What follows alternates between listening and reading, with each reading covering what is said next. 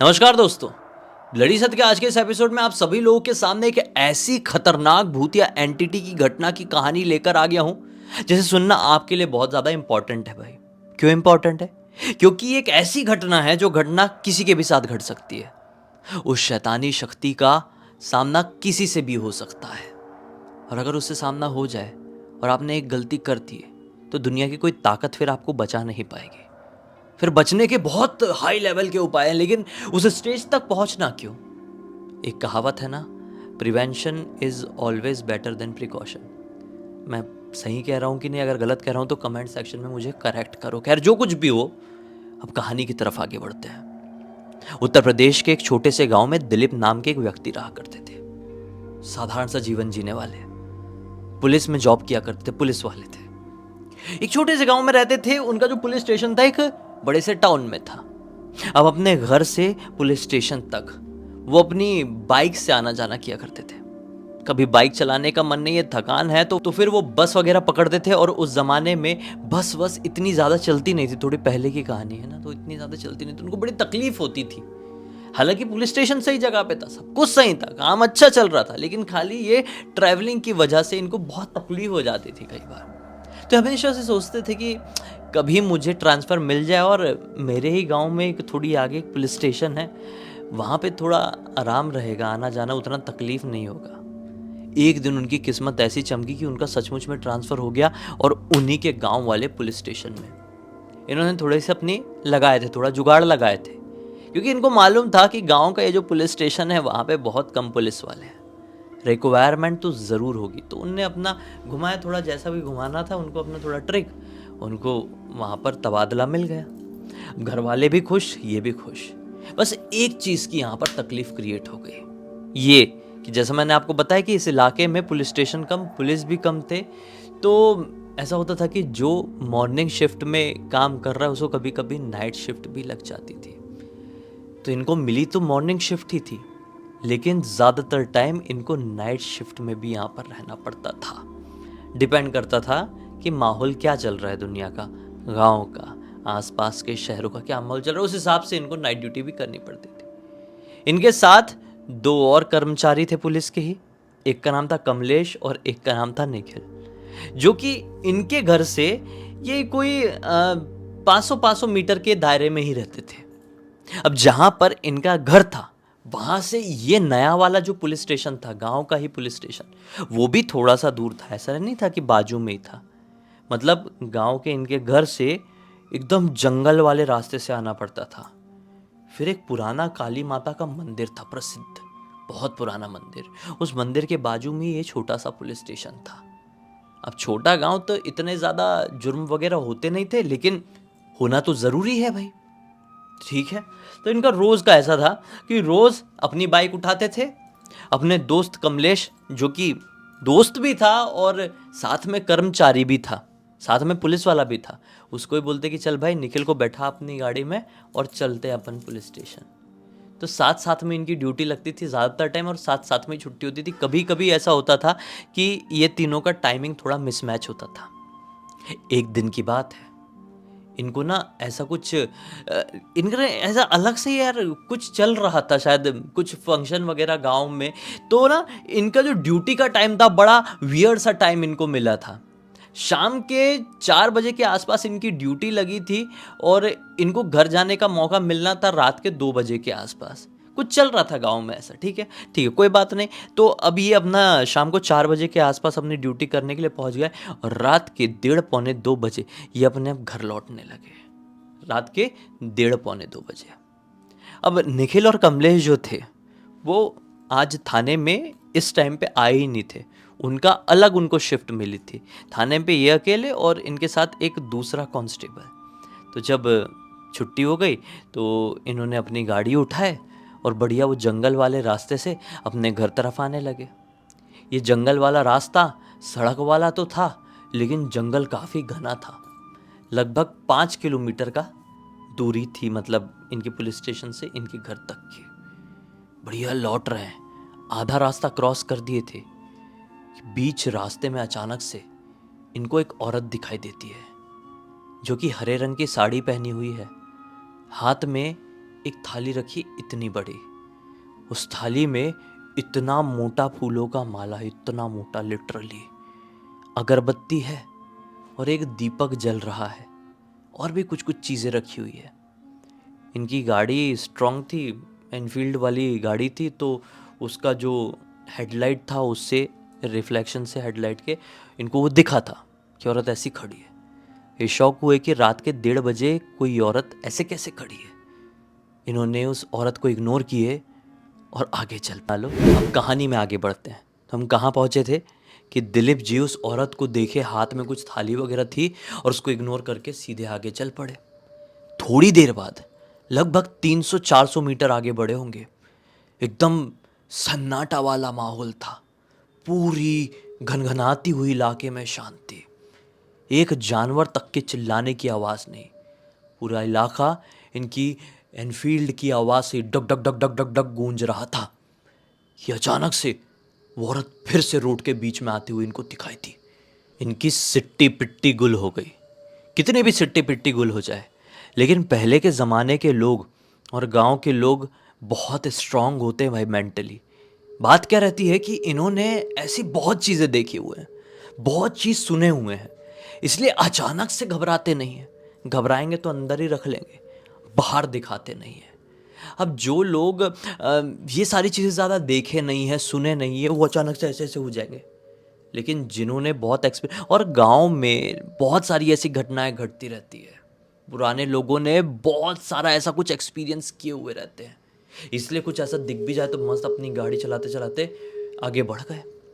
ये समझ गए कि कुछ तो छलावा है, कुछ तो गड़बड़ है यहाँ पर। अब ये किसी भी कंडीशन में पीछे मुड़ के नहीं देखने वाले थे और देखे भी नहीं। अपनी गाड़ी की स्पीड फुल कर दिए और पहुंच गए कुछ ही मिनटों में घर। घर पे पहुंचने से पहले तुरंत उन्होंने अपनी जो वाइफ थी उनसे बोले कि अरे गंगा जल लेकर आओ, मैं ऐसे अंदर नहीं आऊँगा। बोले क्या हो गया? बोले गंगा जल लेकर आओ, अंदर आएंगे फिर सारी बात करेंगे मंदिर के सामने बैठकर। बोले ठीक है चलो। गंगा जल, घर पे सब लोग घबरा गए, वैसे इतनी रात में आ रहे हैं और गांव में ऐसे मेले वेले वाला माहौल है, पुलिस की ड्यूटी लगी हुई है, तो कुछ गड़बड़ तो नहीं हो गई? बोले नहीं, कुछ सब ठीक है, गंगा जल लाओ। गंगा जल छिड़के पैर हाथ धोए हैं अच्छे से, प्रणाम किए, हनुमान चालीसा पढ़े हैं घर के सामने खड़े रह के, और फिर अंदर गए। अब इनकी माँ जी थी, इनकी वाइफ थी, इन लोगों के सामने इन्होंने साफ साफ पूरी पूरी बात बताई। तो इनकी माँ जी और इनकी पत्नी दोनों ही घबरा कर क्या बोलती है कि देख भाई, अगर ऐसा कुछ हो रहा है, वो जंगल वैसे भी ठीक नहीं लगता है, वो रास्ता ठीक नहीं लगता है, तो किसी भी कंडीशन में अपनी ड्यूटी थोड़ा पहले ख़त्म कर दिया कर, और कभी ऐसी नाइट ड्यूटी मिले तो मत जाया कर। बात कर ले अपने ऊपर अफसर से कि भाई ड्यूटी जान से बढ़कर थोड़ी है।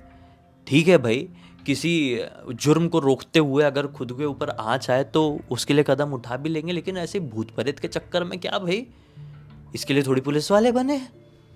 तो ये बोलते हैं कि ठीक है, मैं कोशिश करूँगा कि ऐसी रात बेरात ना हूँ, और कभी मजबूरी में नाइट शिफ्ट लग भी रही है तो थाने में ही रुक जाया करूँगा, सुबह सुबह आ जाया करूँगा। घर वाले बोले हाँ ऐसे ही करना, और भगवान का शुक्र है कि कुछ हुआ नहीं बुरी तरह घटना। ठीक है, अब ठीक चलती रही चीज़ें। आने वाले 3 दिन तक कुछ गड़बड़ नहीं हुई। ठीक 3 दिन बाद इनको इनकी ड्यूटी प्रॉपर मॉर्निंग वाली मिली, लेकिन निखिल और कमलेश को नाइट वाली मिल गई।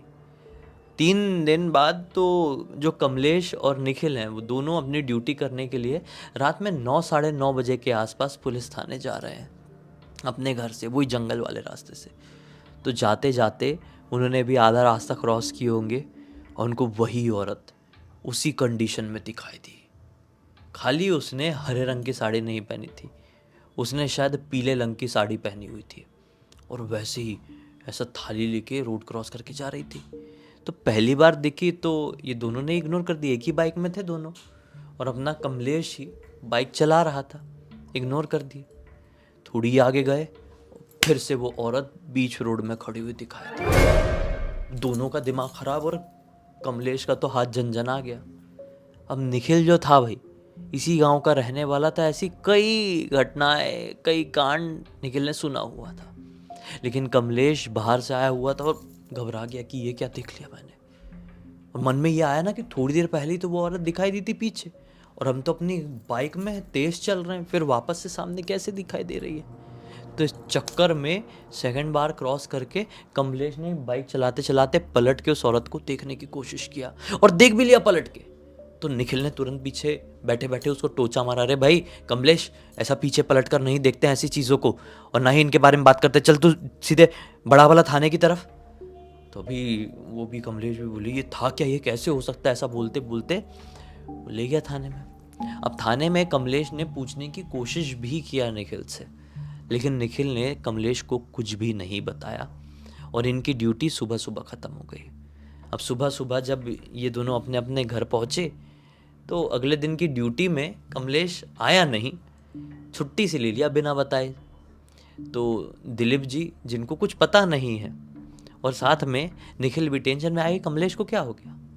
इन्होंने खबर भिजवाई कि कमलेश अपनी ड्यूटी में क्यों नहीं आया, पहले के जैसे तो नहीं कि पहले ऐसा तो नहीं था कि फ़ोन मोबाइल रहते थे तो खबर भिजवानी पड़ती थी, तो खबर भिजवाई कि ड्यूटी में क्यों नहीं आया कमलेश। तो पता चला कि कमलेश की बहुत ज़्यादा तबीयत ख़राब हो गई है और उसको वोमिटिंग हुई है, BLOOD वाली, खून वाली वोमिटिंग हुई है उसको। टेंशन में आ गई कि ये कैसे हो सकता है। दिलीप और निखिल ने अपनी ड्यूटी भी ख़त्म की, कमलेश के घर पर गए और बोले कि इसको किसी अच्छे अस्पताल में लेकर जाओ, किसी चीज़ की ज़रूरत पड़े तो पैसे वगैरह हम दे देंगे, मदद करेंगे।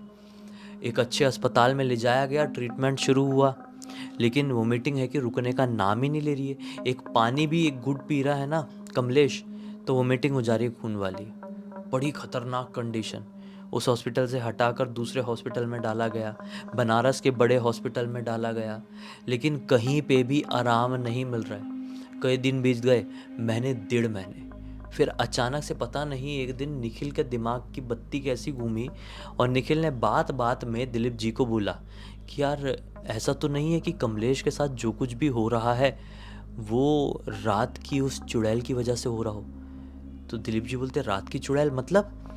तो निखिल बताता है दिलीप जी को कि भाई एक दिन हम नाइट ड्यूटी करने के लिए आ रहे थे थाने, तो बीच जंगल में बीच रास्ते में हमको एक चुड़ैल दिखाई दी थी, हाथ में थाली थी, ऐसा ऐसा। तो दिलीप जी बोलते हैं कि सेम चुड़ैल तो मुझे भी दिखाई दी थी तुम्हारे दिखने के 2-3 दिन पहले। बोले उसमें तो कुछ गड़बड़ है, शायद उसी चुड़ैल की वजह से अपने कमलेश के साथ ये सब कुछ हो रहा है। कमलेश के घर वालों से बात करते हैं। तो दिलीप और निखिल वापस से कमलेश के घर पहुँचे और पूरी बात समझाए कि इसके साथ जो कुछ भी हो रहा है वो कोई मेडिकल रिलेटेड प्रॉब्लम नहीं है, शैतानी शक्ति इसको कोई जकड़ ली है, इसको काली माता के मंदिर लेकर आना पड़ेगा। तो काली माता का गांव का सबसे प्राचीन मंदिर इनके पुलिस थाने के बाजू में ही था। तो अगले ही दिन हॉस्पिटल से छुटछुटारा करके कमलेश को यहाँ पर काली माता के मंदिर लाया गया। तो वहाँ पर एक पुजारी जी थे। पुजारी जी ने पूरी बात जाने और बोले कि ये तो बहुत बड़ा अनर्थ हो गया। दरअसल वो जो औरत है वो कई सालों से यहाँ पर जंगलों में भटक रही है और वो कोई साधारण औरत की आत्मा नहीं है, बल्कि काली माता की ही एक भक्त की आत्मा है। बोले ये कैसे हो सकता है, काली माता की भक्त की आत्मा नॉर्मल लोगों को क्यों सता रही है, क्या घटना है पंडित जी? तो पंडित जी बताते बहुत पहले की बात है, जब हम भी छोटे हुआ करते थे।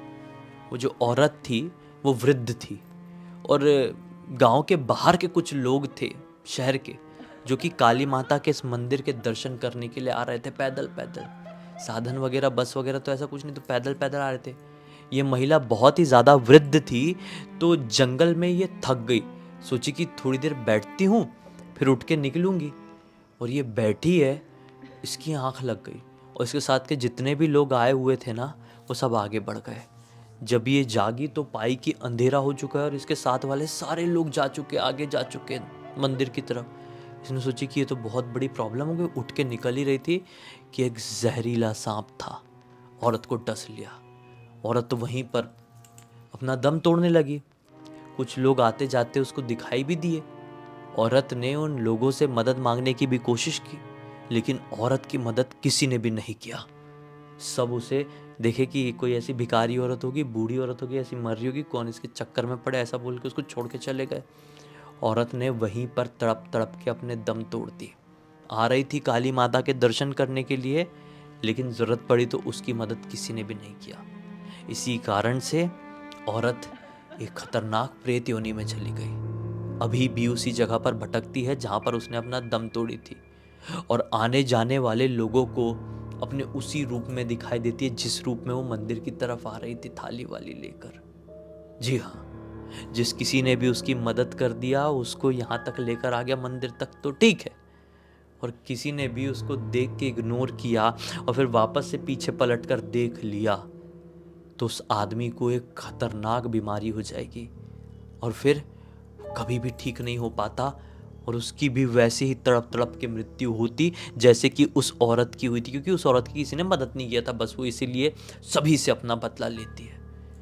तो कमलेश के घर वाले सब डर गए कि अरे हमारे बच्चे को तो ये सब की जानकारी भी नहीं थी, और हमारा बच्चा तो था भी नहीं वहाँ पे कि औरत की जान बचाए, तो हमारे बच्चे को वो औरत की आत्मा क्यों सजा दे रही है? पंडित जी, काली माता के आशीर्वाद से आप हमारे बच्चे को बचा लीजिए, हम पूरी धन दौलत आपके नाम कर देंगे। पंडित जी ने बोले कि हमको धन दौलत चाहिए भी नहीं, इसका बस एक ही तरीका है।